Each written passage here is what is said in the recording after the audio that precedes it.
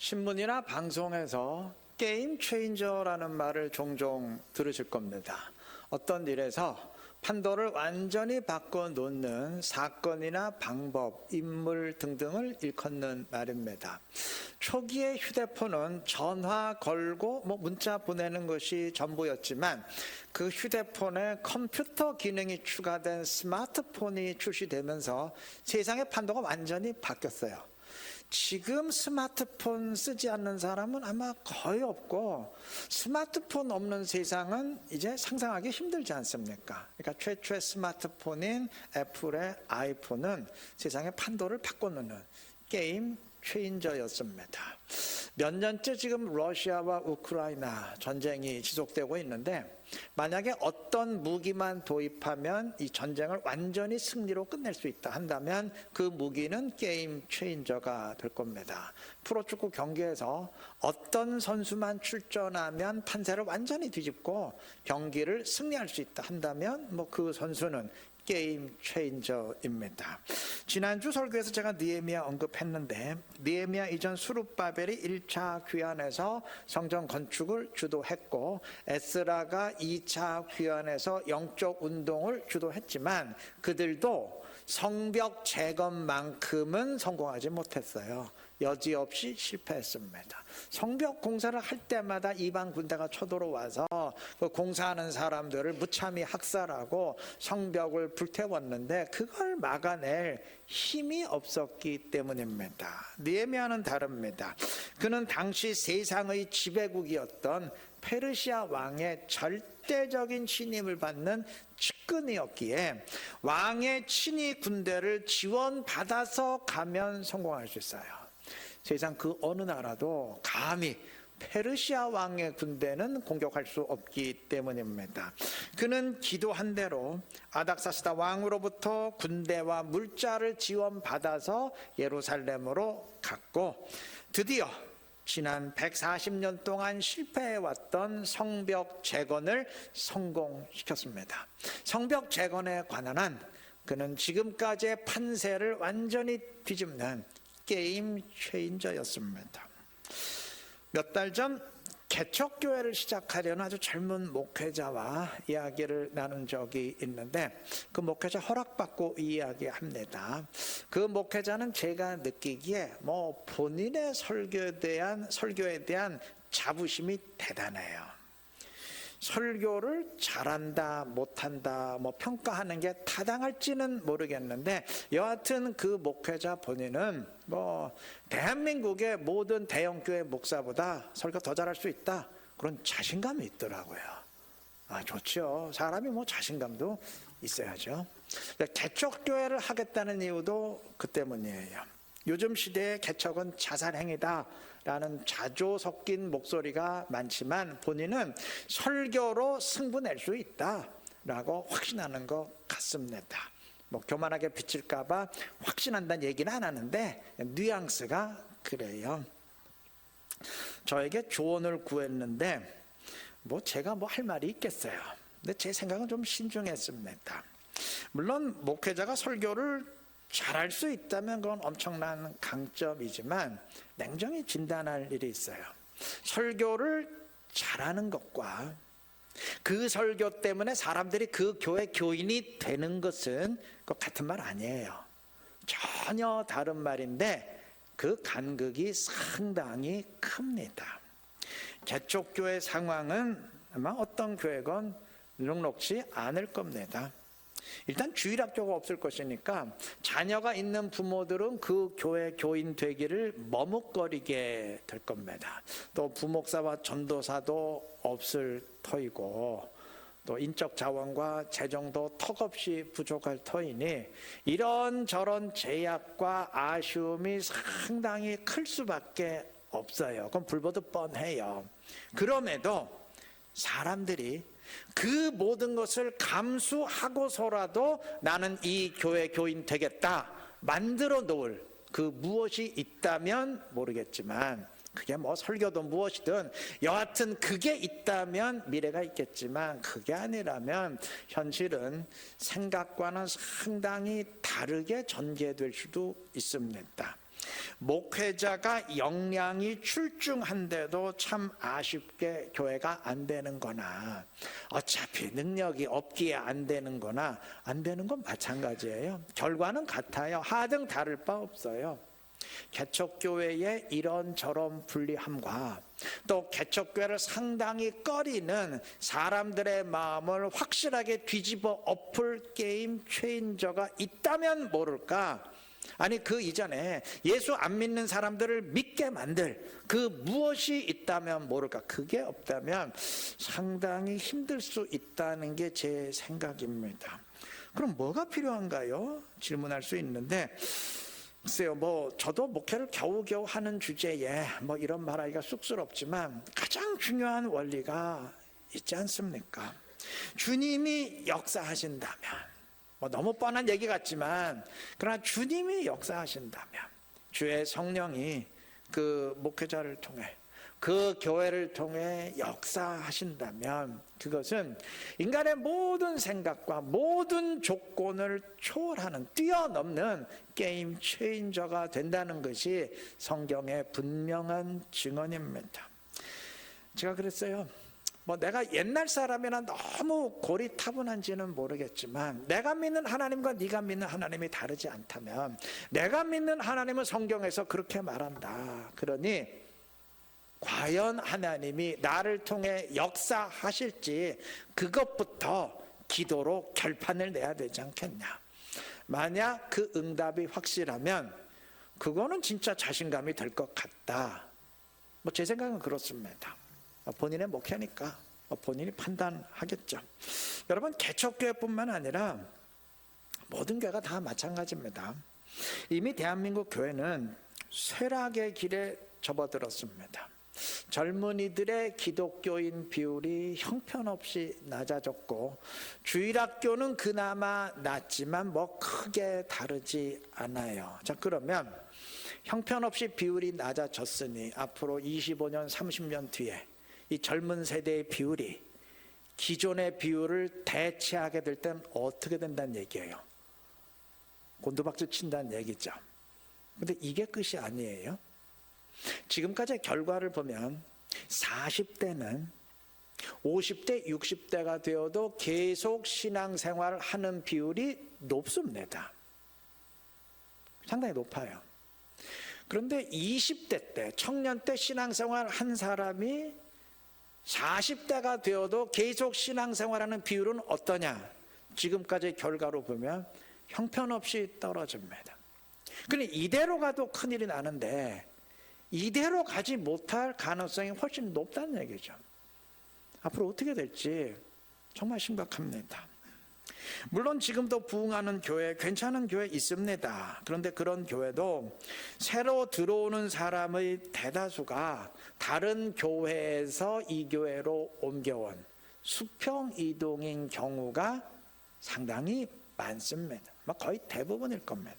물론 수평 이동도 하나님이 하시는 일이겠지만, 사실 수평 이동은 하나님의 계산으로 이쪽 주머니에서 저쪽 주머니로 옮긴 것 아닙니까?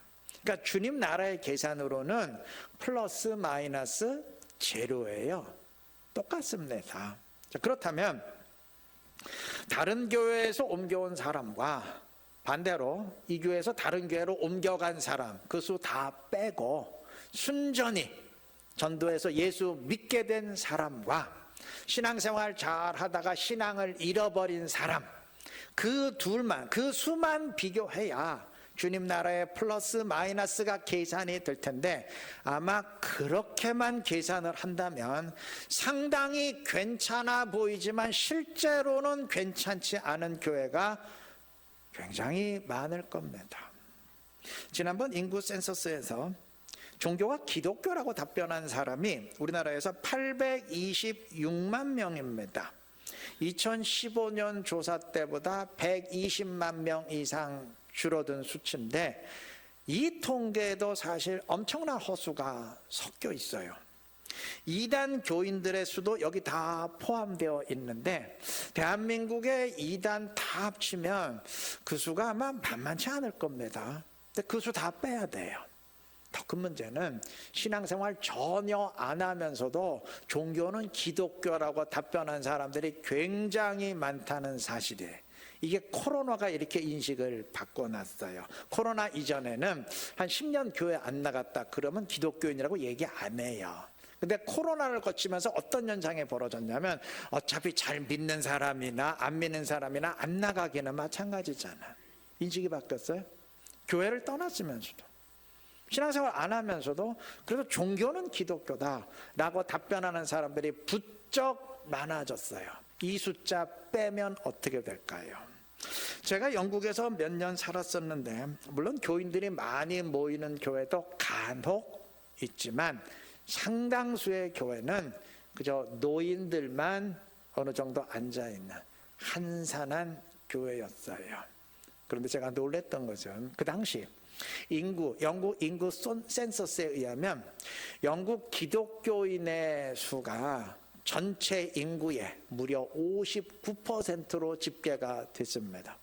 지금도 46%가 넘어요. 인터넷에서 영국 기독교인 수 치면 그렇게 나옵니다. 이거는 완전 허수예요. 새빨간 거짓말입니다. 이 통계대로라면 영국 사람 2사람 가운데 1사람 꼴로 기독교인이라는 말이 되는데 천만의 말씀. 이거 30분의 1, 40분의 1도 안 됩니다. 근데 왜 이렇게 통계가 나왔냐? 내가 예전에 기독교 미션스쿨 다녔으니까 또는 내가 기독교 가정에서 자랐으니까 그래도 종교는 기독교다라고 사람들이 답변했기 때문입니다. 우리나라도 그런 형국이 돼 있어요. 나 교회 안 나가도 그래도 나 예전에 교회 다녔어. 나 주일학교 다닌 적 있어. 종교는 기독교야. 셋 중에 하나 택하라면 난 그래도 기독교야. 이런 식으로 답변하는 사람들이 부쩍 많아졌습니다. 실제로 신앙생활 하는 사람들의 수는 통계보다는 굉장히 적을 겁니다. 각 교회가 교인 수를 직접 집계해서 보고한 아마 교단 통계가 그나마 정확할 텐데 우리 교단은 상당히 줄었어요. 내가 잘못 봤나 싶을 정도예요. 다른 교단도 마찬가지입니다. 정말 끔찍합니다. 심각한 위기죠. 이대로 가면 큰일 난다 말하는데 이대로 가면이 아니고 이미 큰일이 났습니다. 이거 그냥 보고 있을 수는 없잖아요. 흐름 바꿔야 되지 않습니까? 그러기 위해 필요한 것이 게임 체인저입니다. 지금의 흐름을 뒤엎을, 상황을 반전시킬, 판세를 뒤엎을 게임 체인저가 절대적으로 필요합니다. 이미 성경이 답을 분명히 말했습니다. 오늘 본문이 증언합니다. 역사상 최초의 교회가 세워져야 되는데 예루살렘은 불과 50여일 전에 예수를 십자가에 못 박아 죽여야 된다고 사람들이 소리쳤던 바로 그곳이고 유대교 신자들은 예수 믿는 사람들을 이단자로 정죄하는 자들입니다. 그런데 여기 어떻게 교회를 세우나요? 말이 안 되잖아요. 근데 주님은 예루살렘 떠나지 말라, 거기 교회 세워라 분명히 명하셨습니다. 역사상 최초의 교회는 세워지기 어려운 상황이었어요. 그런데 이 흐름을 완전히 뒤엎어버리는 게임 체인저가 있었습니다. 성령께서 강권적으로 역사하셨습니다. 성령이 임하시니까 그 사람들이 그리스도를 영접했고 교회가 시작이 됐습니다. 성경은 그 이후에도 성령으로 주님과 하나 된 성도들이 계속적으로 믿음으로 세상을 이겼고 주님의 나라를 확장시켜 갔음을 증언합니다. 아울러 성령으로 주님과 하나 되었기에 주님의 모습, 주님의 사랑을 보임으로써 세상으로부터도 칭송받았음을 증언합니다. 이게 성도고 이게 교회다. 오늘 우리를 향한 주님의 메시지입니다. 영적 싸움을 회피하고 패배하는 오늘 우리들에게 교회를 비난과 지탄의 대상으로 만들고 있는 오늘 교인들에게 들려주시는 주님의 똑똑한 메시지입니다. 오늘 예배 전 찬양으로 우리가 불렀죠? 믿음 다하여 그 위에 서리라. 하나님의 나라는 무너지지 않으리. 믿음 다하여 세워가리라. 든든히 세워가리라. 주님 오실 때까지. 이게 찬양만 부른다고 세워지는 게 아니고 성령으로 주님과 하나 되어야 됩니다. 우린 막지 못해도 주님 하실 수 있어요. 우리는 세우지 못해도 주님은 하실 수 있습니다. 성경이 분명히 강조하고 또 강조하고 또 강조한 이 원리를 절대 무시해서는 안 될 것입니다. 주님을 간절히 간구하시고 성령으로 충만한 사람 되시기 바랍니다. 성령으로 나에게 찾아오시는 주님과 한 몸을 이룬 그리스도인 되시기 바랍니다. 그래서 주의 능력으로 성령과 함께 오늘의 흐름을 바꾸고 주님의 나라를 세워갈 수 있는 지혜롭고 복된 우리 모두 되시기를 바랍니다. 아까 느헤미야를 언급했었는데 느헤미야가 페르시아의 지배를 내려놓고 예루살렘으로 귀환한 것은 자신을 내던진 헌신이었습니다. 아마 느헤미야 본인도 내가 꼭 이렇게까지 해야 되나 이게 망설여지는 마음이 있었을 겁니다. 다른 방법이 있었다면 느헤미야도 그렇게까지 하는 건 피하고 싶었을 겁니다. 그런데 다른 방법이 없어요. 방법이 없어요. 느헤미야가 왕의 군대를 이끌고 가는 방법 외에는 지난 140년 동안 실패했던 성벽 재건을 성공시킬 게임 체인저가 없었습니다. 예수님도 십자가 죽음 앞두고 할 수만 있거든 이 잔을 내게서 멀리 하여 주옵소서 간구했어요. 예수님도 십자가 지기 싫었습니다. 피하고 싶었습니다. 당연하죠. 세상 그 누가 십자가에 못 박혀 죽는 일을 하고 싶겠습니까? 하기 싫지. 그런데 다른 방법이 없었습니다. 주님이 십자가에서 죽음을 당하시는 것 외에 죄인된 인류의 운명을 영원한 죽음에서 영생으로 완전히 바꿀 게임 체인저가 없었습니다. 주님이 굳이 십자가 죽음이라는 극단적인 방법을 택하셔야 했던 이유입니다. 여러분 세상 모든 일이 다 마찬가지입니다. 뭐 이래도 그만 저래도 그만인 일이라면 뭐 굳이 무리할 필요 없습니다. 하지만 반드시 해야만 하는 일인데 그 외에는 다른 방법이 아무리 찾아도 없다면 무리를 해서라도 그 방법 택해야 되지 않겠습니까? 크리스티아노 호날두라는 세계적인 축구 선수 아시죠? 근데 이 선수가 지금 만으로 따져도요 나이가 40살이 넘었어요. 우리나라 나이로 42살입니다. 그런데도 아직 세계적인 프로축구 선수고 자국의 국가대표 공격수로 활약하면서 골을 많이 넣습니다. 이게 40이 넘은 공격수가 20대 프로 선수들보다도 더 뛰어나게 뛰려면 이게 어느 정도 노력을 기울여야 될 것 같아요? 제가 언젠가 이 선수의 자기 관리에 관한 기사를 읽은 적이 있는데 정말 인간이 할 수 있는 모든 방법을 동원해서 최선을 다하는구나 느꼈습니다. 이 선수는 이미 축구로 수천억 원을 벌었다고 합니다. 그러면 제3자가 볼 때는 그 정도 돈 벌었으면 그냥 그만해도 되지. 무슨 그 나이에 그렇게까지 철저하게 하려고 하나 생각할 수도 있죠. 아니 지금 그만둬도 인생 실패한 거 아니잖아요.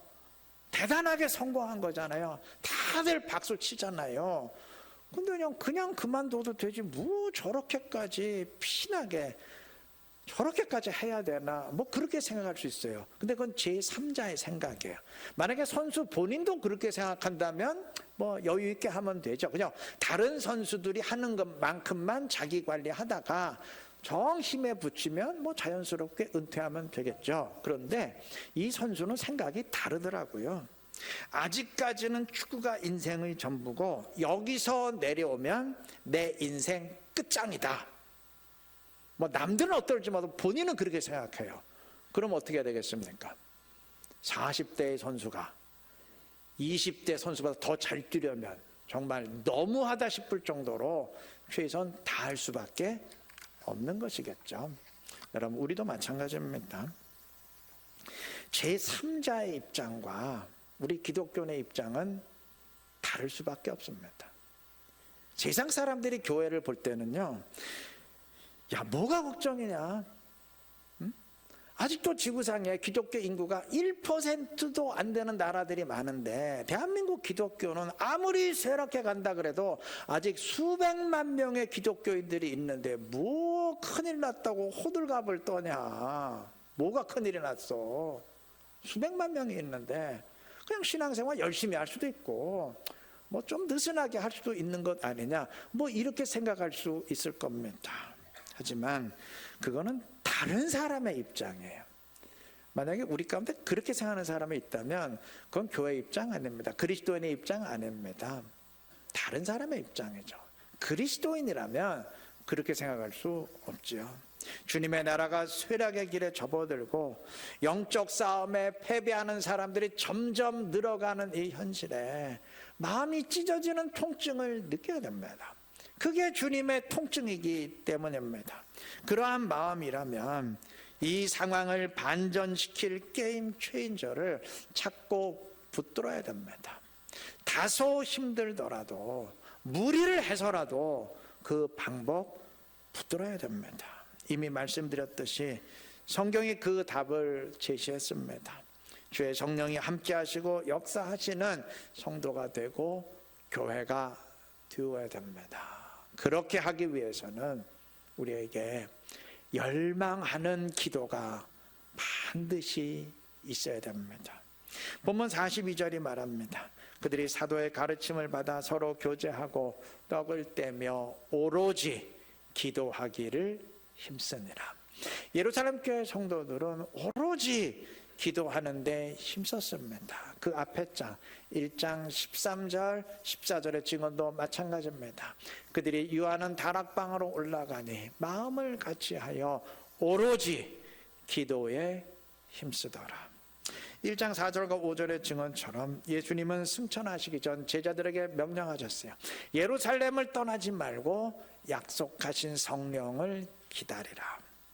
그 명령대로 제자들과 주를 믿는 자들은 약속하신 성령을 기다리면서 오로지 기도에 힘썼습니다. 성령이 임하고 교회가 시작된 이후에도 이들은 계속 필사적으로 기도에 매달렸습니다. 성령이 잠깐 방문하고 사라지는 것이 아니고 뭐 그랬더라면 교회가 계속 확장될 수 없었겠죠. 잠깐 반짝하다가 그 뒤로 무너지게 되었겠죠. 그 극심한 환경 속에 있었으니까. 그러나 그렇게 되지 않냐고 계속 성령이 함께 하시고 역사하시는 교회와 성도가 될 수 있었던 이유가 그 때문입니다. 계속 기도를 붙들었기 때문입니다. 오늘 모든 그리스도인들이 반드시 명심하고 붙잡아야 될 원리입니다. 주의 나라가 든든히 서건 무너지건 뭐 신경 내할 바 아니다. 뭐 영적 싸움에 꼭 이겨야 돼. 이런 식이라면 기도에 힘쓰지 않아도 됩니다. 뭐 예의상 기도 안 할 수 없으니까 인스턴트 기도로 때우시면 됩니다. 기도 없어도 얼마든지 성령이 역사하시는 교회와 성도가 될 수 있다라고 판단하신다면 기도 붙잡지 않아도 됩니다. 그러나 기도에 힘쓰지 않으면서 성령과 함께하는 성도, 성령이 역사하시는 교회 만들 방법은 이 세상에 없습니다. 오늘의 판세를 뒤집을 게임 체인저를 원하신다면 반드시 기도에 힘쓰셔야 됩니다. 영적 싸움의 승리를 이어가시려면 기도에 힘써야 됩니다. 이거 너무 흔히 듣는 소리고 너무 뻔한 소리지만 진리는 먼 데 있지 않습니다. 가까운 데 있습니다. 제가 대신방 하면서 성도 한 사람 한 사람의 기도 시간, 또 말씀 생활, 전도 대성자 등등을 점검하는데 제가 느끼기에 이분은 더 기도하셔야 되는데 그렇게 느낄 때가 많아요. 제가 직접 면전에서 말은 안 하지만 그렇게 느껴질 때가 많습니다. 시대가 변하면서 사람들이 점점 기도를 멀리하고 힘들어하는 세상이 됐습니다. 금요 심야 기도에 그거 1시간 기도하는 거 그것도 힘들어갖고 점점 줄여가는 교회가 많아지고 있으니 뭐 더 이상 말해 못하겠습니까?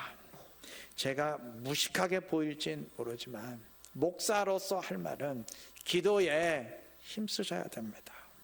이미 말씀드렸듯이 반드시 이루어야만 하는 일인데 다른 방법이 없다면 무리해서라도 그 방법 붙들어야 되지 않습니까?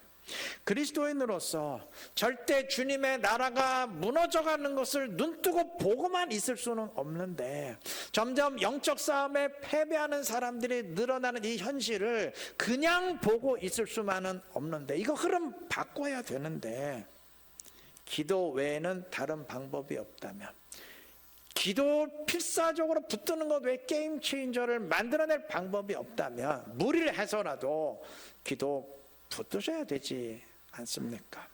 어디서든 기도하시고 금요 심야 기도에도 같이 참여해서 기도하시고 오기 힘드시면 집에서라도 기도하시기 바랍니다.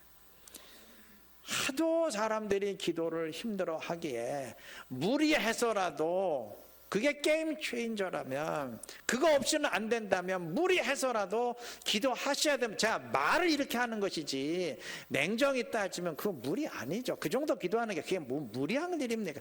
그건 기본이죠. 기본. 주님의 나라를 지키고 내 신앙을 지키기 위한 기도죠. 그 1시간 기도를 무리한 기도라고 말할 수밖에 없는 이 현실이 참 안타까운 거 아니겠습니까? 여러분 다시 한번 말씀드리지만 기도를 반드시 붙드시기를 바랍니다. 지금 내 생활에 기도하는 건 무리다라는 생각이 들어도 반드시 붙드시기를 바랍니다. 그래서 성령이 함께 하시는 그리스도인으로서 세상을 지키며 주님의 나라를 다시 끄집어 올리고 더 든든히 세워갈 수 있는 지혜롭고 신실한 우리 모두 되시기를 그리스도 이름으로 축원합니다.